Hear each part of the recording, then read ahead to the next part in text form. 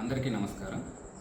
ఈ నెల 9వ తారీఖున బంగారపాళ్యం మండలంలో మ్యాంగో మార్కెట్ యార్డ్కి ఎక్సీఎం గారు వస్తున్న దృష్ట్యా ఇప్పటికే పోలీసులు పర్మిషన్ ఇవ్వడం జరిగింది. ఉన్న కండిషన్స్ అన్నీ కూడా చాలా క్లియర్గా ఆర్గనైజర్స్కి మరియు వివిధ ప్రాంతాలలో ఉన్న లీడర్స్కి కూడా చెప్పడం జరిగింది.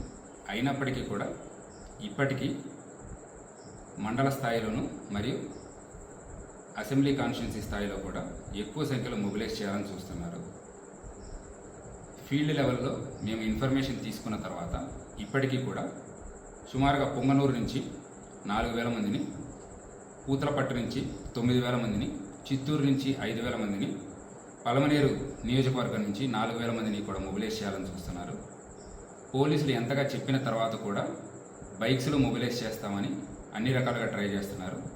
అలానే ఎవరైతే సరే బైకులు లేదా కారులో వెళ్ళే వాళ్ళకి పెట్రోల్ పోయిస్తామని చెప్పేసి మద్యం మత్తు చూపించి అలానే మనీ కూడా ఇస్తున్నారని పక్కా సమాచారం మా దగ్గర ఉన్నది. ఇప్పటికే ఈ విషయం చాలా క్లియర్గా చెప్పేసి ఎవరైతే మొబిలైజ్ చేస్తున్నారో 377 మందికి మనం నోటీసులు ఇవ్వడం జరిగింది. ఈ నోటీసులో చాలా క్లియర్గా మెన్షన్ చేశాము. ఇది వరకు జరిగిన ఒక 3 ఇన్సిడెంట్స్ కూడా రాసి ఇక్కడ పోలీసులు చెప్పింది ఆర్గనైజర్స్ ఫాలో అవ్వలేకపోవడం వలన జరిగిన ఏవైతే లా అండ్ ఆర్డర్ ఇన్సిడెంట్స్ ఉన్నాయో వాటన్నిటినీ కూడా రాసి చాలా క్లియర్గా మనం విజ్ఞప్తి చేయడం జరిగింది. ఇప్పటికీ కూడా ఇంత చెప్పిన తర్వాత కూడా ఎక్కువ మంది సంఖ్యలో తీసుకొద్దామని చూస్తున్నారు. రేపు బంగారపాళ్యం మార్కెట్ యార్డ్లో జరిగేది కేవలం రైతులతో ఇంటరాక్షన్ మాత్రమే. ఇది ఎటువంటి పబ్లిక్ మీటింగ్ కాదు. ఇంతగా చెప్పిన తర్వాత కూడా ఎవరైనా మొబిలైజ్ చేస్తున్నారని తెలిసినా మా దగ్గర పక్కా సమాచారం ఉంటుంది. ఏరియా మొత్తం కూడా డ్రోన్ నిఘాలు మరియు కెమెరాల నిఘాలు ఉంటుంది. ఎవరైనా ఎక్కువ మందిని మొబిలైజ్ చేశారని తెలిస్తే వాళ్ళ మీద కేసెస్ రిజిస్టర్ చేయడం జరుగుతుంది. ఈ 377 మందికి ఎవరికైతే ఆల్రెడీ నోటీసులు ఇచ్చామో వీళ్ళల్లో ఆల్రెడీ 55 మందికి మీద ఇంతకుముందు కేసులు కూడా ఉన్నాయి.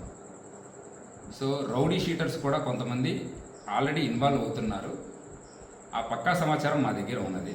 సో దయచేసి జనాలు ఎవరు కూడా చెప్పిన మాట వినొద్దండి. మీరు సొంత డెసిషన్స్ తీసుకోండి. ఎవరో ఏదో ఆశ చూపించేసి మిమ్మల్ని మొబిలైజ్ చేస్తున్నారు అంటే ఆ మాట వినొద్దు. రేపు ఏదైనా సరే లా అండ్ ఆర్డర్ సమస్య వస్తే అందరూ ఇబ్బంది పడవలసి వస్తుంది. నేను మరొకసారి విజ్ఞప్తి చేస్తున్నాను, లార్జ్ స్కేల్లో మొబిలైజేషన్ చేయవద్దు. కేవలం ఏదైతే సరే పోలీసులు ఇచ్చిన నియమ నిబంధనలు ఉన్నాయో అవి తప్పకుండా ఫాలో అవ్వండి. Thank you.